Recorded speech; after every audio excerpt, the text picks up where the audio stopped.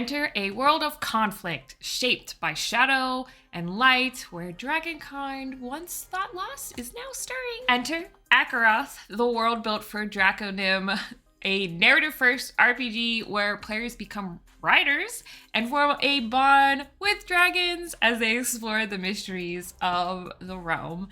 This is, of course, a sponsored video, meaning I got these resources for free from CrossPaths to review and give you guys a little preview of.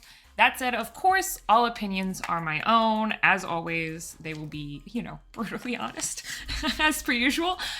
This game is currently on BackerKit, and therefore, I don't know if this is what I'm talking about is all going to be in the final iteration of the publication or not. So therefore, it is subject to change. And we will talk about first some of the mechanics that kind of set this game apart. Then we'll talk about character creation, of course. And then other resources and things that they sent along to me. I will, of course, add timestamps down at the bottom so you can hop to whatever part of the video that is most interesting to you. So let's dive in. Mechanics. So the mechanics to me are kind of a lot to take in. And this isn't a how-to video, so I'm not going to explain all of them to you. I am just going to touch on the things that I think make this different / similar to other games and kind of my overall insights on this. First, let's talk about the dice. They only use 2 types of dice, 6-sided die and a D12. The 6-sided dice represent your attributes plus perk bonuses like your training, your abilities, and any other bonuses like equipment or weapons. And you have a number of these in what they call your dice pool. Your aim when you roll is to get a number of successes, which a success is a 5 or a 6, with a 6 being 2 successes. This roll, or a variation of this roll, is used pretty much throughout all the mechanics in the game. There's kind of a lot of things to remember, which I both love and also feel it make a little bit complicated to play at first.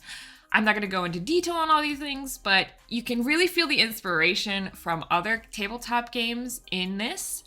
For instance, they have a Blessed Bane system, which we've seen in plenty of other games. You have hero points. There's a crit and a complication. It's not really a crit fail mechanic. And then, of course, there's the shadow die, that D12 I mentioned earlier. This is where things kind of get more interesting. At important moments, if a player has failed a check, they can invoke the shadow die. This can add a number of successes based on the roll, and this also awards the Herald, aka the Game Master, shadow marks, which is very similar to another game that we've all recently heard about. Shadow marks can be used to add complications, narrative twists, combat abilities, etc. So let's talk about combat. So in Drakonym, there's attacking, spellcasting, defense checks, and magic defense checks. Each is a little bit different, but still based on the idea that you have that pool of dice and you roll to get successes to meet or beat thresholds. But there are additional things to track here, which is where I think it gets a little bit more complicated. Spellcasting also has mana points, and your number of successes you need to roll is based on that mana that you spend. Heralds, the Game Master, do not roll for attacks. In fact, it's the opposite. The players end up rolling for defense, which is a very unique way of doing combat. So their pool is based on their main attribute plus their armor.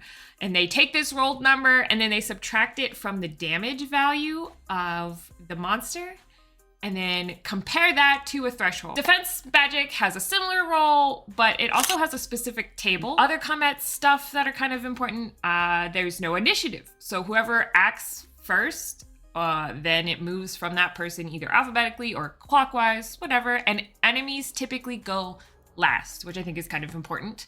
You also have a pool of action points. Each turn you get 4 to add to your pool. You keep them until you spend them. Therefore, like if you only use 2 in the first round, then you get 4 at the end, and at the start of your next turn, you'll have all 6 to use. If you like what you're watching, consider supporting me on Patreon, the best way to support creators on YouTube. You can get behind the scenes, plus you can get ad-free versions of my videos. Also, live streams, there's shop discounts, hopefully some paper products coming out, definitely a magazine in the works. There's lots of stuff there. Link in the description. Here are some of my hot takes on this game, I guess. It really tries to blend some of the interesting mechanics from other things like Draw Steel, Dagger Heart, Pathfinder, D&D. You can kind of feel all of those different things in this. I absolutely love the Bless and Bane feature. I always liked that before in Draw Steel when it was announced originally. And you can also use hero points to help fellow players in this game, which I think a lot of games lack that collaborative feel, and I think that'll kind of encourage that. And I also love that you could just increase your odds. Maybe that's the gambler in me. I don't know. I love the idea of shadow marks. This is the thing that I love the most about Daggerheart, is their fear mechanic. It's just really nice to surprise your players as a GM and just introduce a lot of complications. I also really love that you only need 2 dice types, D6 and D12. Though the dice goblin in me kind of argues that, you know, more dice, more fun, but I still have to tell some players what a D8 is. So I think really like minimizing it to just the 2 types does help, especially since there are so many other mechanics in this game.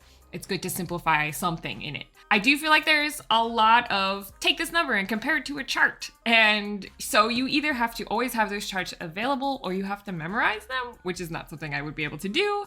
I do think this could be simplified with some sort of card or resource or, you know, something that you can have on hand, because there's just a lot of things to remember. I think some of that would become second nature after playing often, but in the beginning it's kind of hard. I would have to run combat to fully comment on initiative, but I did have a thought.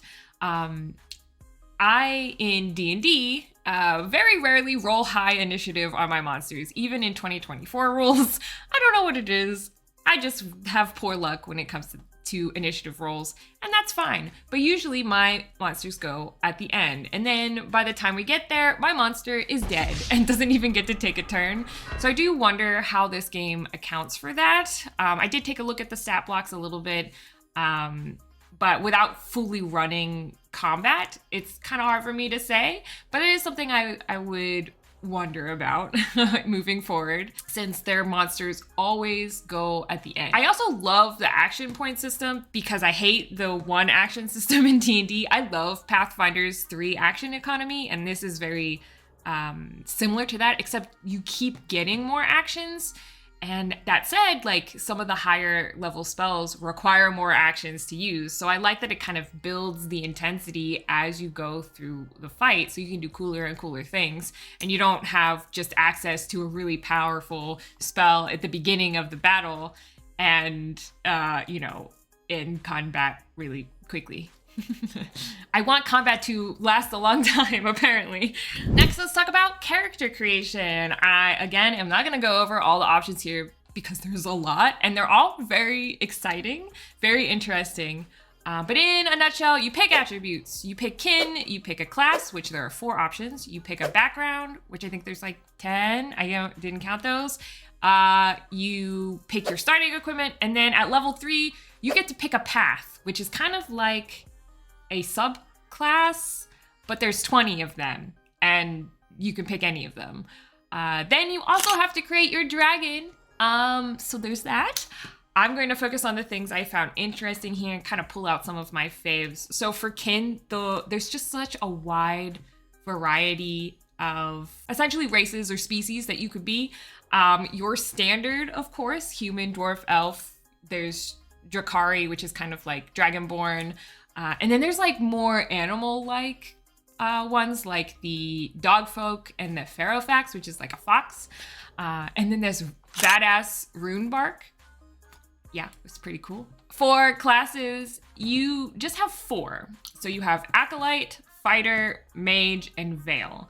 I love that there are star ratings on each of these as well, and that all of your abilities are on literally 1 page. The backgrounds are cool, and I love that each background is technically its own like skill tree, which harkens itself to things like, you know, Skyrim. So it really plays to my skill tree needs.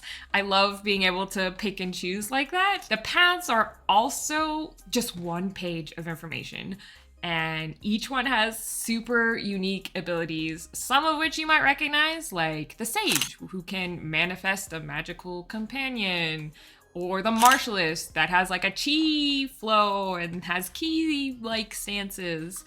But then there's other ones that I like really want to play, like the Runeblade, who can teleport their like floating weapons, and they can counter spells by like slicing through them, it seems.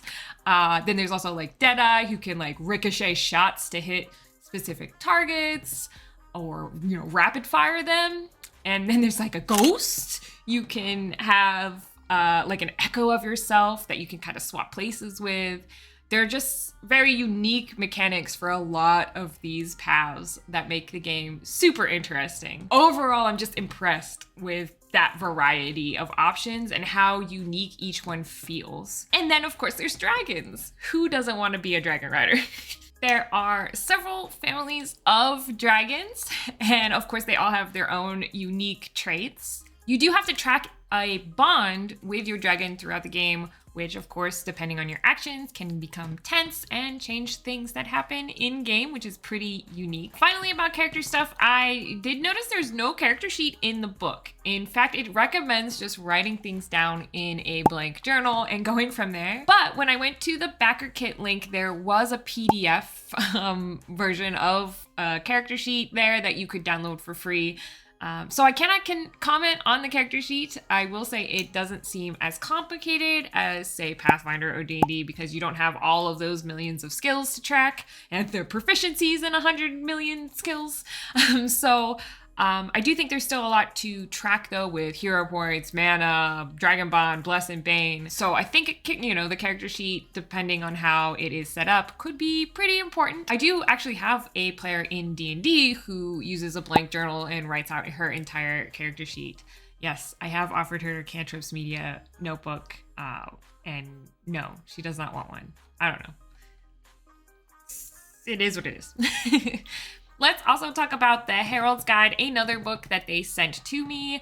This is kind of like your DMG, your Dungeon Master Guide. So this one kind of goes over two important things. The first thing is kind of just the basics on GMing. So if you're an experienced GM, this part is going to be kind of redundant. But if you are new, it does outline sort of tips and tricks to pay attention to while GMing that I think are pretty universal, pretty standard, and still important to review from time to time. In that first section, it also provides what I want to kind of consider as adventure modules for you to start with. This is very similar to Daggerheart, which Daggerheart gives you some campaign frames to start your campaign in. This does the same. I love that it adds the star rating. Again, I like to know how complicated something is to run or play. And then, of course, the second half of the book was actually a big surprise for me. It is a deep dive into the world of Akaroth. It is a very beautiful, very colorful world, and this dives deep into the lore behind everything. So the gods, factions, cultures of the kins, and an in-depth look at the region called Batesian. That's how I'm going to pronounce it, and I'm sticking to it. Complete with their culture, their conflicts, their cities, as well as like plenty of adventure hooks throughout. So that was pretty cool. Here are some other things that they sent me to check out. I got this beautiful box here, inside of which are some beautiful dice. I love the little dragon decal. Otherwise, they aren't anything super special. But of course, the dice goblin in me is very pleased for the sacrifice. Then, of course, they also sent, of course, the box is open, but they also sent a box of spell cards. I think I've talked about this in other videos, like my Daggerheart review video and things like that. Having physical cards really does help. Even me in D&D as often a druid, I like having those physical cards And these are very beautifully designed. They also have like a quick reference thing at the top left with these little circles. I will say that the print on these is very small, which did not bother me, but could be a negative for you. So I will just put that out there. I also got to try out some of their online character creation tools. These are very much in beta, so I don't want to go too in depth with them, but they do feel pretty comprehensive. They have a character creation tool and a spell card creation tool, which I find pretty interesting. But I don't want to comment too much on those because they're very much in beta, but I wanted to give some of my digital tool fans in the audience just a look at what could come with this game. They feel pretty comparable to other popular web tools that I think a lot of us here in the digital age like to use. So I do think it would make character creation a breeze, though some things weren't fully fleshed out yet while I was clicking through it. This project is on BackerKit right now until August 25th, so you can go to the link that I put down in the description to back this project if it is something you so choose. I honestly think it is a very interesting system with very beautiful artwork and design, and who want to have a magical bond with a dragon? What do you guys think? Let me know in the comments, and I will see you guys in the next one. Bye!